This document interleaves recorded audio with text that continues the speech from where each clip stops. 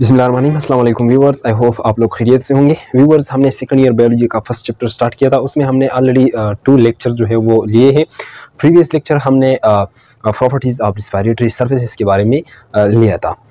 तो आज हम डिस्कस करने वाले हैं रेस्पिरेटरी सिस्टम या रेस्पिरेटरी ट्रैक्स या रेस्पिरेटरी पैसेजवेज में जो पहला पैसेज वे है, रेस्पिरेटरी ऑर्गन है, वो क्या है? वो है नोज़। ठीक है, तो हम आज नोज़ के बारे में डिटेल से डिस्कस करेंगे। इससे पहले आप लोगों से एक छोटा सा रिक्वेस्ट है, अगर आप लोगों ने मेरे यूट्यूब चैनल को सब्सक्राइब नहीं किया है तो प्लीज़ इसको कर दीजिए सब्सक्राइब और बेल के आइकन पर प्रेस करें ताकि हर आने वाली नई लेक्चर की वीडियो नोटिफिकेशन आपको वक्त पर मिल सके। ठीक है, तो आते हैं नोज़ के बारे में डिस्कस करने चलते हैं।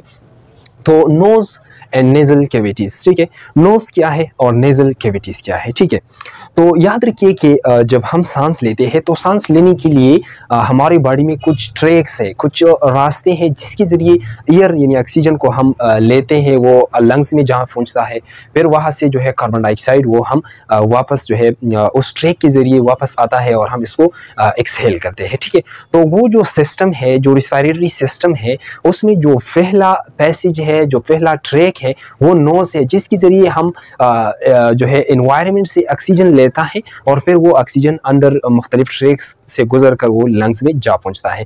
तो नोज़ बेसिकली क्या है?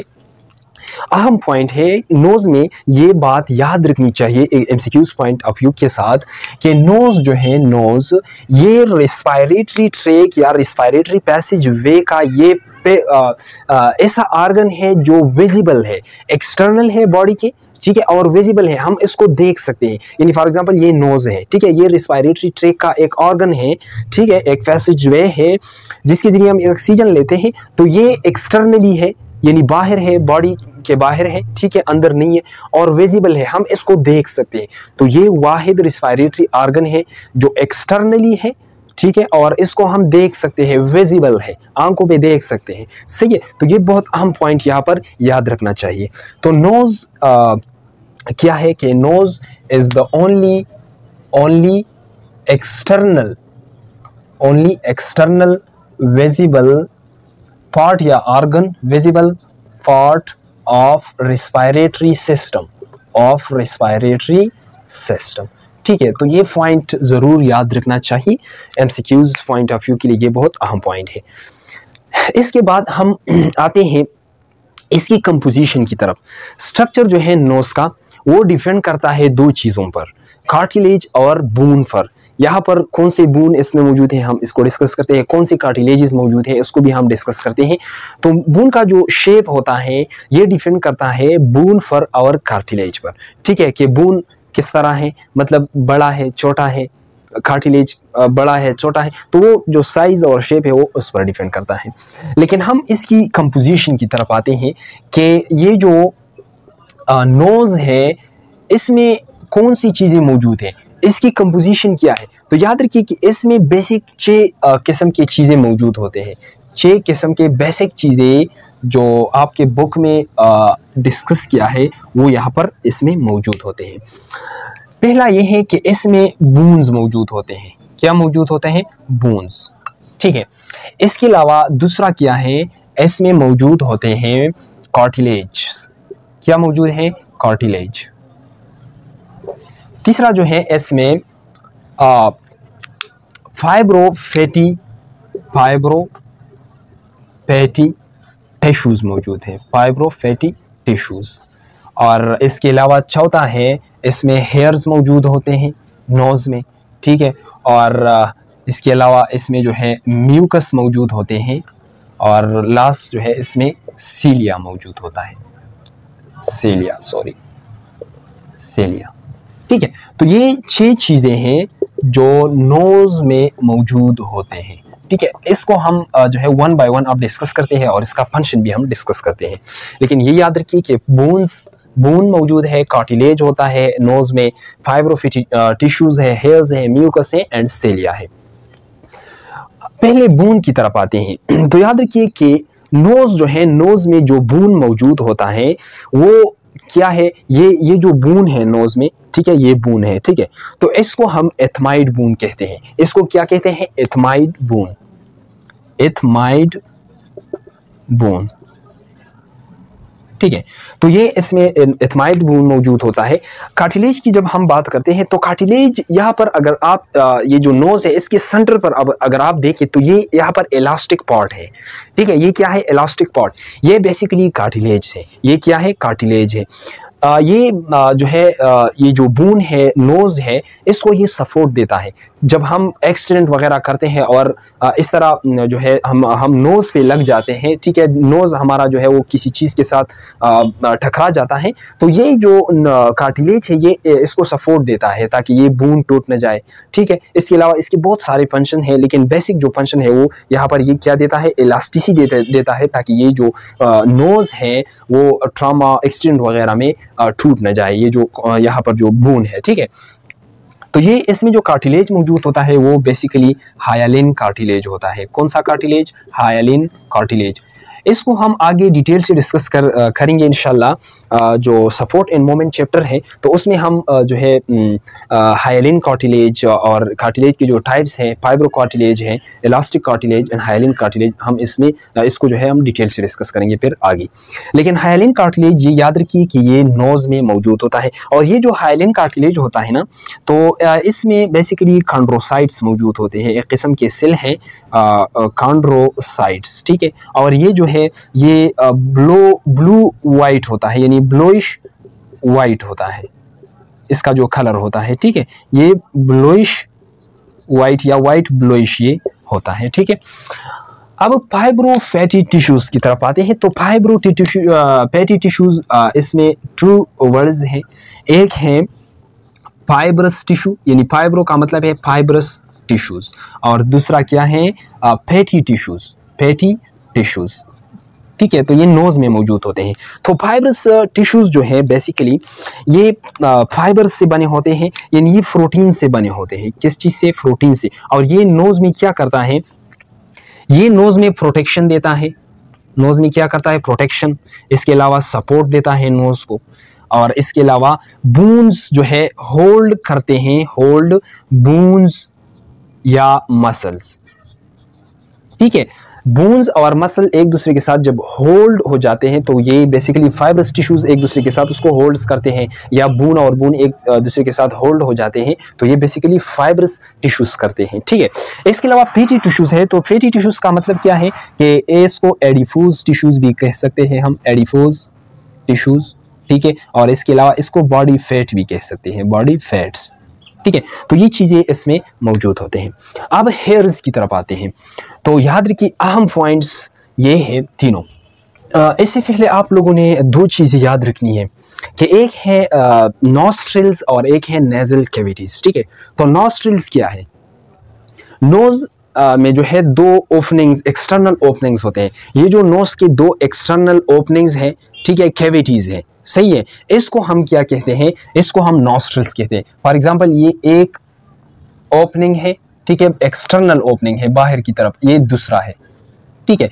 इसको हम क्या कहते हैं? इसको हम नॉस्ट्रिल्स कहते हैं। क्या कहते हैं? नॉस्ट्रिल्स। इसके अलावा नोज के अंदर दो और कैविटीज होते हैं, सुराखें मौजूद होते हैं यहाँ पर, जिसको हम क्या कहते हैं? जिसको हम नेजल कैविटीज कहते हैं। Nasal cavities. Nasal cavities basically क्या है? नॉस्ट्रिल्स जो बाहर की दो ओपनिंग्स हैं नोज में, इसको नॉस्ट्रिल्स कहते हैं, और अंदर इसमें दो और कैविटीज है जिसको हम नेजल कैविटीज कहते हैं, ठीक है। तो हेयर बेसिकली नोज में मौजूद होते हैं, लेकिन ये हेयर्स यहाँ पर इसके अंदर म्यूकस मेम्ब्रेन मौजूद होता है, हम इसको आगे डिस्कस करेंगे, ठीक है। तो यहाँ पर क्या है? ये म्यूकस मेम्ब्रेन है। ये क्या है? म्यूकस मेम्ब्रेन है, ठीक है। तो यहाँ पर इसके अंदर जो है फॉर एग्जांपल ये म्यूकस मेम्ब्रेन है, ठीक है, ये म्यूकस मेम्ब्रेन है। तो इसके ऊपर जो है हेयर्स मौजूद होते हैं। क्या मौजूद होते हैं? हेयर्स मौजूद होते हैं। तो ये जो हेयर्स हैं, ये हेयर्स ये यहाँ नॉस्ट्रिल्स में भी मौजूद, नेजल कैविटीज में भी मौजूद होते हैं, ठीक है।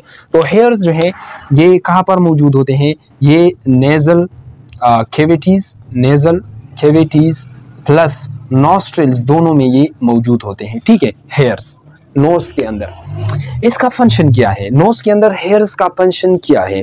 तो याद रखिए बहुत अहम फंक्शन है इसका।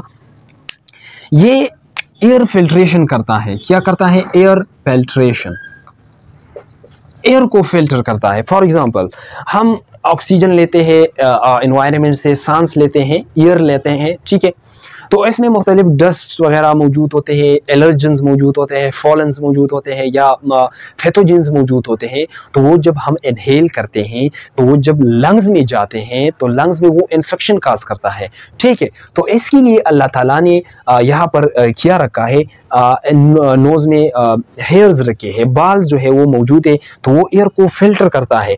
किस चीज़ों से फिल्टर करता है? यहाँ पर हेयर्स में मुख्तलिफ चीज़ें मौजूद होते हैं, डस्ट से फिल्टर करता है, इसके अलावा पॉलन्स जो है मौजूद होते हैं, एलर्जेंस मौजूद होते हैं, पैथोजेंस मौजूद होते हैं। तो ये चीज़ें हमारे जिस्म के लिए यानी लंग्स के लिए ख़तरनाक होते हैं। तो यहाँ पर ये क्या करता है, हेयर्स, ये इसको एयर को फिल्टर करता है। ये जो डस्ट, पॉलन, एलर्जेंस और पैथोजेंस होते हैं तो ये जो हेयर्स हैं इसको ट्रैप कर देते हैं, क्योंकि ये जो हेयर्स होते हैं नोज़ में ये थोड़े से मॉइस्टन होते हैं म्यूकस की वजह से, तो वो उसमें ट्रैप हो जाते हैं। फिर वो हम बाहर जो है स्नट्स के ज़रिए वो बाहर आ जाते हैं। अब म्यूकस मेम्ब्रेन क्या है? तो याद रखिए कि म्यूकस मेम्ब्रेन जो है नोज में ये जो है सिक्रीट करता है। इसमें दो किस्म के सेल्स मौजूद हैं, एक है गॉबलेट सेल्स और एक है एपिथेलियल सेल्स, ठीक है। ये दोनों सेल्स जो हैं ये म्यूकस सिक्रीट करता है, जो है नोज के अंदर म्यूकस सिक्रीट करता है। क्या सिक्रीट करते हैं? म्यूकस। ये जो म्यूकस है, तो म्यूकस की कंपोजिशन की अगर हम बात करें कि ये किस चीज़ से बना होता है, तो इसमें दो चीज़ें मौजूद होते हैं। इसमें वाटर्स जो है वो 95% इसमें वाटर्स मौजूद होते हैं म्यूकस में, और इसके अलावा इसमें 5% जो है 5% ये म्यूसिन मौजूद होते हैं। क्या मौजूद होते हैं? म्यूसिन क्या है? म्यूसिन बेसिकली इसकी कंपोजिशन की अगर हम बात करें तो ये जो है ग्लाइकोप्रोटीन्स है। ये क्या है? ग्लाइकोप्रोटीन्स, यानी कार्बोहाइड्रेट और प्रोटीन से ये म्यूसिन बने होते हैं। इसका फंक्शन क्या है? म्यूकस का फंक्शन क्या है या म्यूसिन का फंक्शन क्या है? तो ये भी जो है क्या करता है, ये जो है ईयर को वार्म कर देते हैं। जब हम ऑक्सीजन लेते हैं, मतलब फॉर एग्जांपल सर्दी का मौसम है तो बाहर जो है एयर जो ऑक्सीजन है या एयर है वो बहुत ठंडा है, तो हम जब उसको लेते हैं तो बेसिकली ये एक्सटर्नल जो एनवायरनमेंट होता है और इंटरनल वो चेंज होते हैं। तो यहाँ पर होमोस्टेसिस की ज़रूरत होती है। तो ये यहाँ पर जो है जो एयर हम लेते हैं तो उसको ये वार्म यानी गर्म करता है, ठीक है। वो किस तरह गर्म करते हैं तो हम उसको आगे डिस्कस करेंगे, क्योंकि जो रिस्पायरेटरी मेम्ब्रेन होता है, जो म्यूकस मेम्ब्रेन होता है, इसके बीनीथ जो है वो रिस्पायरेटरी कैपिलरीज मेम्ब्रेन होते हैं, ठीक है। तो ब्लड कैपिलरीज होते हैं, तो वो इसको जो है मॉइस्टन जो है वार्म कर देते हैं। फिर तो एयर को वार्म करता है, इसके अलावा ये जो है मॉइस्टन करता है एयर को, ठीक है, मॉइस्टन।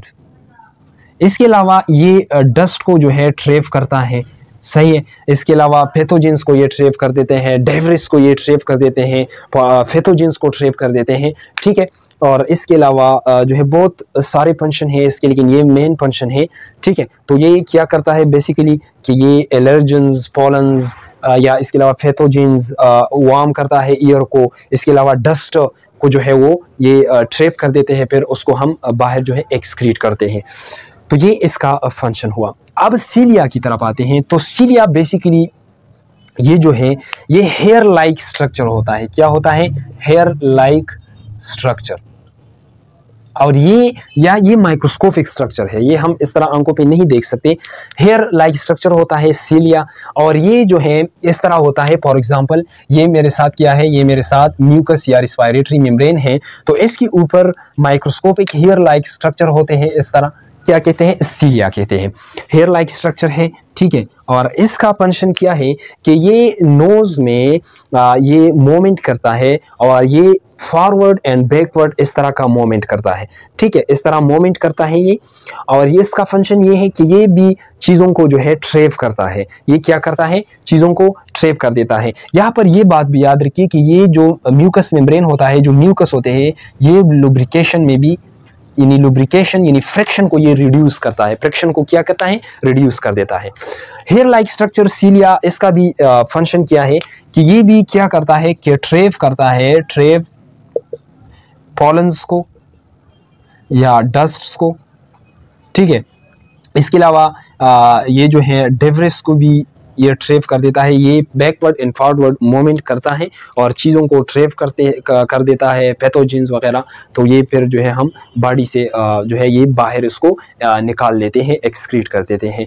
तो ये था जस्ट अबाउट नोज। इंशाल्लाह नेक्स्ट लेक्चर में हम फेरिंग्स के बारे में डिटेल से डिस्कस करेंगे। So thank you, see you next. अल्लाह हाफिज़।